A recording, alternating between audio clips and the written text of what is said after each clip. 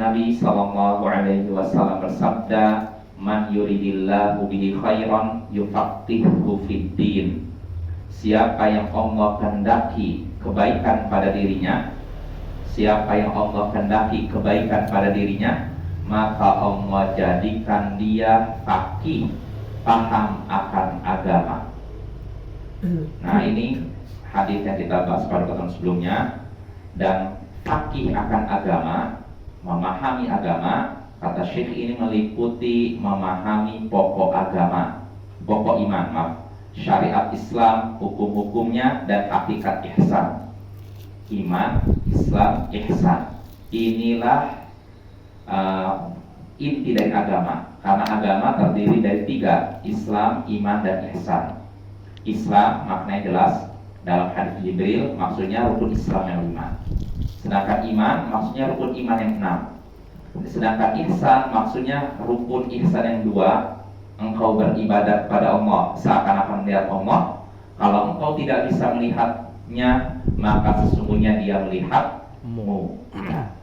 Ini. Dan termasuk juga paham akan agama. Siapa yang Allah kehendaki kebaikan pada dirinya, maka Allah jadikan dia paham akan agama, jadikan faqih akan agama. Nah, di antara bentuk fikih akan faqih akan agama yaitu mempelajari akidah. Nah, ini penting. Mengenal mazhab salaf, para sahabat, tabi'in, dan tabi'in, dan mempraktekannya lahir dan batin. Nah, ini kita harus praktekkan mazhab salaf. Kenapa harus mazhab salaf? Kenapa bukan mazhab orang belakangan? Ya, karena salaf adalah orang yang menyaksikan wahyu. Para sahabat ketika Al-Quran turun mereka menyaksikan, betul tidak? Betul. Mereka tahu ayat ini turun kapan, kenapa turun, diturunkan tentang siapa, mereka tahu. Makanya mereka paling mengerti agama dibandingkan orang belakangan. Nah, kita harus tahu mazhab salaf, terus mempraktekannya lahir dan batin, dan juga mengenal mazhab yang bertentangan dengan salaf. Mazhab sekte-sekte sesat, Mu'tazilah, Jahmiyah, Khawarij, dan semacamnya. Maka nggak ada ruginya seorang mempelajari tentang sekte-sekte sesat, karena kebenaran bisa diketahui dengan melihat kebatilan, lawannya. Wabidha tatamayazul asya. Ada ungkapan seperti itu, dengan melihat lawannya maka jelaslah perkara itu mana yang terang. Jadi contohnya kita mau lihat yang gelap, lihat yang terang, lihat gelap, ya kan? Lihat yang gelap, pengen tahu yang gelap, lihat yang terang. Jadi dengan lihat kebalikannya kita jadi tahu. Dengan lihat yang buruk kita jadi tahu yang baik. Nah, ini maksudnya. Jadi nggak ada ruginya kita mempelajari tentang mazhab salaf, mazhab yang bertentangan salaf, dan juga penjelasan tentang penyelisihan mereka atau pertentangan mereka atau sikap mereka yang bertentangan dengan Al-Quran dan Sunnah, pendapat mereka yang bertentangan dengan Al-Quran dan Sunnah. Jadi kenapa Khawarij dianggap menyimpang? Karena pendapat mereka bertentangan dengan Al-Quran dan Sunnah, bertentangan dengan ayat ini, bertentangan dengan hadis ini. Kenapa Murji'ah dianggap sesat? Oh, karena pendapat mereka bertentangan dengan Al-Quran, yaitu ayat ini, dan bertentangan dengan as-sunnah, yaitu hadis ini. Nah, mempelajari seperti ini tidak sia-sia dan tidak dianggap buang-buang waktu. Karena ayo ikhwah, ada sebagian orang pengen umat Islam percaya, pengen umat Islam unggul di hadapan umat lain. Mereka caranya bagaimana? Dengan menyatukan umat Islam dari berbagai sektenya. Kita pokoknya udah gak usah membahas masalah perbedaan, apa itu Mu'tazilah, apa itu Jahmiyah. Ini buang-buang waktu, hanya akan memecah belah umat Islam. Udah pokoknya kita yang penting menegakkan khilafah istilahnya, atau daulah Islamiyah, negara Islam. Itu aja yang penting, gak usah membahas masalah akidah apa, ini hanya akan memecah belah. Nah, ini tentu saja pendapat yang batil. Mimpi. Karena kalau membahas masalah akidah ini buang-buang waktu atau memecah belah umat, berarti Imam Ahmad bin Hambal memecah belah umat. Berarti Imam Malik memecah belah umat. Berarti imam-imam seperti yang terdahulu banyak Bapak ya, Imam kitab Al-Iban Al-Kubra Ibnu Battah, penulis kitab Al-Iban Al-Kubra, berarti memecah belah umat. Imam Ibnu Khuzaimah berarti memecah belah umat. Beliau membuat kitab At-Tauhid, ini bantahan terhadap siapa? Semua sifat itu. Nah, ya, dalam masalah bantahan terhadap Mu'tazilah dan Jahmiyah. Apa ya? Jadi kalau kita nggak belajar akidah memecah belah umat, berarti kita tuduh ulama terdahulu memecah belah umat. Ya, itu saja batil, Bapak ya. Kalau kita ingin menyatukan umat, bukan menjauhkan umat dari akidah, tapi apa? Mendekatkan. Ya, mendekatkan umat dengan akidah orang terdahulu, membersihkan penyakit umat ini. Bukan umat dijauhkan dari akidah, sehingga akhirnya tidak jelas mana yang benar, mana yang salah. Akhirnya apa? Mu'tazilah juga sama-sama muslim, mereka memperjuangkan Islam. Jahmiyah juga mereka memperjuangkan Islam, mereka ini membela Islam, jadi nggak usah dibahas kesesatan mereka. Syiah juga. Ya semuanya gitu akhirnya. Semua sekte yang ada nggak usah dibahas kesesatannya, karena mereka semua ingin membela Islam. Nah, tentu saja ini pendapat yang batil dan harus diluruskan, Bapak ya. Yang seperti ini ada. Jadi menganggap remeh, mempelajari akidah, menganggap buang-buang waktu, katanya. Sampai-sampai ada salah seorang dari mereka, tokoh mereka ini, yang menyatakan buat apa kita bertahun-tahun membahas apa akidah dijadikan kurikulum, ini buang waktu, katanya. Kenapa? Karena umat Islam sudah ngerti tentang tauhid, katanya, sudah ngerti tentang akidah. Kalau umat Islam sudah ngerti tentang tauhid, nggak ada kuburan keramat, Bapak ya. Ya kan? Tapi kenyataannya sampai sekarang kuburan keramat masih banyak. Orang datang ke situ minta-minta. Ini menunjukkan umat masih jauh dari tauhid, jauh dari akidah yang benar. Ya, maka keliru kalau menyatakan nggak perlu ngajari umat tentang tauhid, karena umat sudah ngerti tentang tauhid, katanya. Ini pendapat yang batil, bertentangan dengan fakta. Kenyataannya nggak seperti itu. Ya. Nah, maka ada ruginya sekali lagi kita belajar tentang madhab salaf. Mempelajari madhab yang bertentangan dengan madhab salaf, ya, dari sekte-sekte sesat, terus mempelajari apa sebabnya mereka sesat. Itu penting juga sebenarnya. Nggak ada ruginya kita belajar seperti ini. Nah ini, lalu berikutnya Syekh juga menyebutkan, kata Syekh Abdurrahman bin Nasir As-Sa'di, wa dakhala fi dzalika ilmul fiqhi wa usuluhu wa furu'uhu, ahkamul ibadati wal muamalati wal jinayati wa ghairiha. Dan termasuk dalam hal ini, dalam masalah memahami agama, siapa yang Allah kehendaki kebaikan pada dirinya, Allah jadikan dia paham akan agama. Ini. Nah, termasuk dalam hal memahami agama, yaitu ilmu fikih. Nah, ilmu fikih juga penting. Usulnya maupun furu'nya, dasarnya maupun cabangnya. Dasarnya maksudnya ilmu usul fikih, ilmu yang mempelajari dari dalil yang ada untuk menunjukkan hukum suatu perkara ini mubah, sunnah atau makruh. Nah, ini tugas ilmu fikih. Sedangkan ilmu usul fikih, sedangkan ilmu fikihnya itu cuma cabangnya saja. Istilahnya gini, apa hukum makan kodok misalkan haram, ya udah gitu aja. Tapi dari mana kita bisa tahu haram? Ini dipelajari dalam ilmu usul fikih. Maka sebenarnya penting belajar ilmu usul fikih, Bapak ya.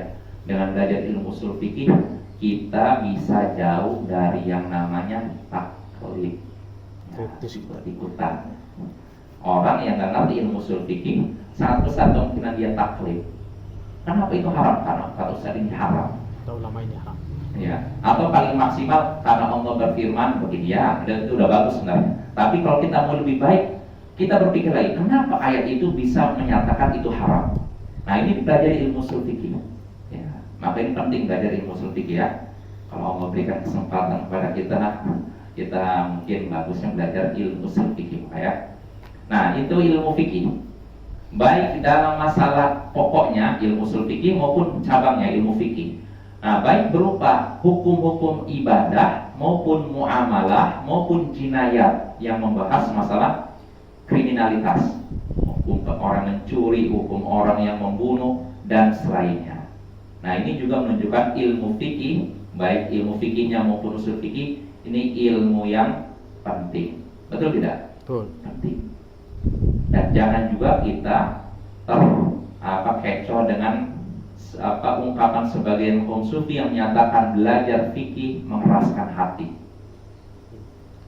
Ini saya pernah dengar, saya dengar langsung dari telinga seseorang katanya, belajar Ustaz ngajar fikih ini, belajar fikih ini bisa mengeraskan hati. Dan saya kok bisa? Kalau ilmu fikih mengeraskan hati, berarti Imam Asy-Syafi'i ini keras hatinya. Imam Ahmad keras hatinya, Abu Hanifah keras hatinya. Karena mereka ahli fikih kan? Jadi yang lunak tuh. Berarti kalau mereka keras hatinya, kamu yang lembut, mereka keras hatinya. Ya Allah, itu tuduhan yang berat kepada para ulama ahli fikih ya, ulama fuqaha terdahulu ya. Nah itu juga pendapat yang harus diluruskan. Intinya kaum sufi itu memang mereka itu jauh dari ilmu fikih, ilmu hadis. Ya modal dasar mereka taklid, ikut-ikutan gitu aja ya. Kenapa mereka melarang kadang sebagian umatnya untuk belajar fikih dan hadis? Karena dengan belajar ilmu fikih dan hadis membuat kita kritis. Jadi hebat. Iya kan? Jadi nggak bisa dalam ilmu fikih apa hukum makanan kodok haram? Nggak bisa. Kenapa haram? Allah berfirman begini. Nah ini ilmu fikih. Kalau ilmu usul fikih, kenapa? Kan tadi karena Allah berfirman dalam ayat ini begini. Ini ilmu fikih. Nah kalau usul fikih, kenapa ayat itu menunjukkan haram? Nah karena pertama lahirnya begini. Nah itu. Nah jadi mendorong kita untuk apa? Kritis. Dan ini bertentangan dengan prinsip kaum sufi untuk taklid kepada guru. Jadilah engkau di hadapan gurumu seperti mayat. Mayit di hadapan orang mandikannya. Jadi harus taklid 100% terima telan mentah-mentah. Nah ini Bapak ya. Jadi belajar fikih penting. Belajar fikih tidak mengeraskan hati. Kalau memang ikhlas tidak akan mengeraskan hati. Ya, tak kecuali kalau orangnya tidak ikhlas. Ya, memang belajar ilmu agama kalau tidak ikhlas memang bisa keras hati kita. Tapi kalau kita mempelajari ilmu agama, niat kita tulus, ikhlas, mengharapkan pahala dari Allah, ingin mengobati kebodohan kita, maka hati kita tidak akan keras. Hati kita justru akan lembut. Ya, sebagaimana yang terjadi pada para ulama terdahulu. Nah, itu ya. Lalu berikutnya, wa yadkhulu fi dzalika wa dakhala fi dzalika at-tafaqquh bi haqa'iqil iman wa ma'rifatis sayr was suluk ila Allah al-muwafiqati lima dalla alaihi kitab was sunnah. Termasuk dalam masalah memahami agama, yaitu mempelajari hakikat iman, mengenal jalan menuju Allah yang sesuai dengan apa yang ditunjukkan Al-Quran dan Sunnah. Ini istilahnya ilmu apa? Suluk ilmu, bukan suluk itu ya. Ilmu apa? Tentang ilmu inilah, kejiwaan lah. Ilmu tentang apa? Tazkiyat nufus dan semacamnya. Nah ini penting juga. Dan itu termasuk memahami agama ya. Lalu berikutnya kata Syekh, wa kadzalika yadkhulu fi hadza ta'allumu jami'il wasailil mu'inati 'alal fiqhi fid din ka'ulumil arabiyyati bi anwa'iha. Demikian pula termasuk dalam hal memahami agama, paham akan agama. Siapa yang Allah kehendaki kebaikan pada dirinya, maka Allah jadikan paham akan agama. Nah, paham akan agama ini diantaranya termasuk dalam hal ini memahami atau mempelajari semua sarana yang menolong kita untuk memahami agama. Kita mempelajari semua ilmu alat yang membuat kita paham akan agama. Contohnya ilmu bahasa Arab dengan segala jenisnya. Nahwukah, sorofkah, balaghah dan semacamnya. Jadi orang belajar nahwu ini berpahala Bapak. Karena dengan belajar nahwu dia ngerti Al-Quran, ngerti hadis. Begitu juga ilmu balaghah. Karena ilmu balaghah ini kita dengan belajar ilmu balaghah mengetahui keindahan bahasa Arab. Otomatis kita mengetahui keindahan Al-Quran, keindahan hadis Nabi ya. Maka nggak ada ruginya kalau ada seorang misalkan kuliah ngambil jurusan bahasa Arab, nggak ada ruginya. Kalau memang niat dia saya belajar bahasa Arab untuk memahami apa Al-Quran Sunnah, dia berpahala. Oke ya. Makanya niat ini menentukan ya. Ilmu, jadi ilmu tuh kadang ada sebagian orang nggak, wah ilmu bahasa Arab nggak ada ininya, nggak ada apa, nggak bergengsi. Yang bergengsi ilmu hadis. Jadi sebagian mahasiswa Indonesia juga begitu ya, yang belajar di Madinah banyak yang ngambil kalau bukan ilmu hadis, usuluddin, akidah. Ya, kalau hadis memang berat, memang. Ya ada beberapa orang yang masuk hadis tapi berat. Tapi yang favoritnya katanya kalau bukan ilmu ini bukan hadis, fikih. Jadi sebagian banyak beberapa mahasiswa ini yang ngambil kalau bukan hadis, akidah. Kenapa fikih tidak? Ya sebenarnya fikih bagus juga. Karena kenapa sebagian mahasiswa milih hadis sama akidah? Pertama hadis karena berpatokan dengan hadis yang la yazalu qa'ifatun min ummati zahirin 'al haq la yadurruhum man khadalahum wa la man khalafahum hatta ya'ti amrullah.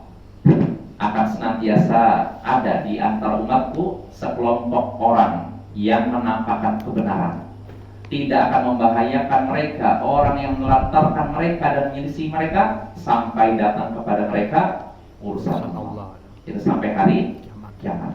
Nah, Imam Ahmad menyatakan bahwa mereka illam yakun ashabul hadis fala adri manhum. Kalau memang yang dimaksudkan hadis Nabi ini bukan ahli hadis, maka saya tidak tahu siapa lagi mereka. Imam Ali bin Al-Madini mengatakan mereka adalah ahli hadis.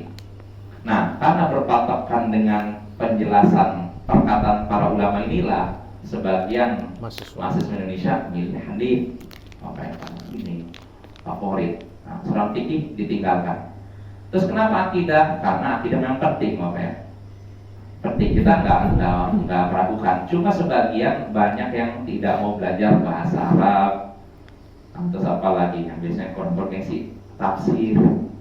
Ketika ditanyakan, saya baca komentar selama 10 tahun yang lalu, ditanyakan oleh sama ikhwah di dulu blog masih belum ada Facebook, belum terlalu tren lah.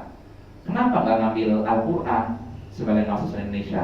Alasannya ilmu Al-Quran tidak terlalu dibutuhkan dalam dakwah. Karena yang dibahas qiraat ini.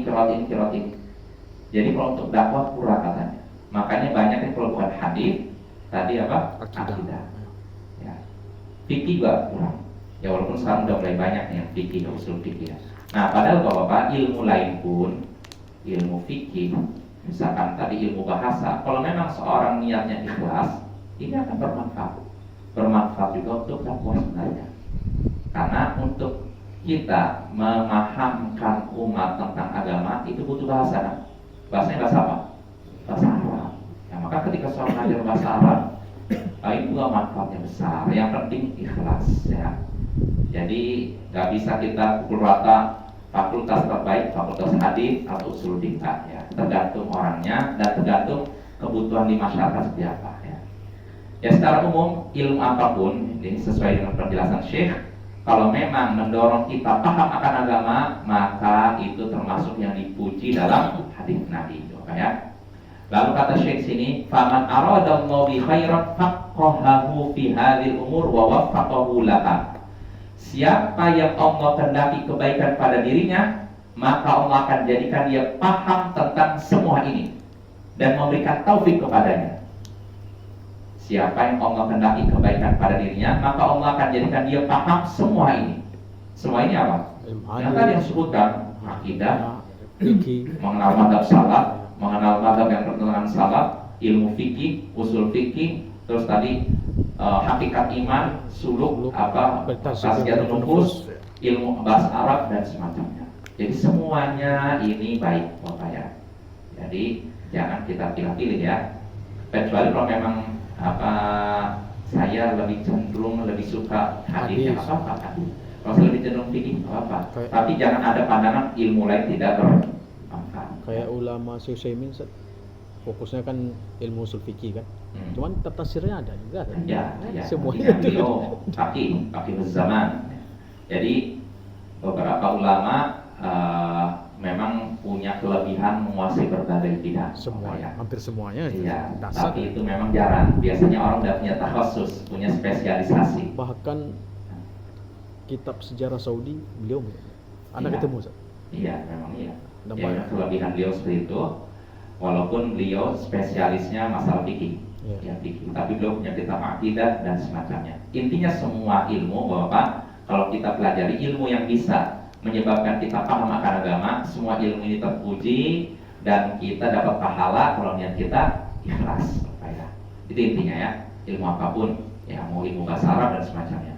Nah, Syekh sini menyebutkan sebagai penutup syarah terhadap hadis ini, wa dalla mafhumul hadis ala anna man a'rada an hadhihi al-ulumi bil kulliyah fa inna Allah lam yurid bihi khairan li hirmanihi al-asbab allati tunalu biha al-khairat wa tuktasabu biha as-sa'adah. Mafhum dari hadis ini, kebalikan pemahaman dari hadis ini, kan hadisnya mengatakan siapa yang Allah kehendaki kebaikan pada dirinya, maka Allah akan jadikan dia paham akan agama, ya kan?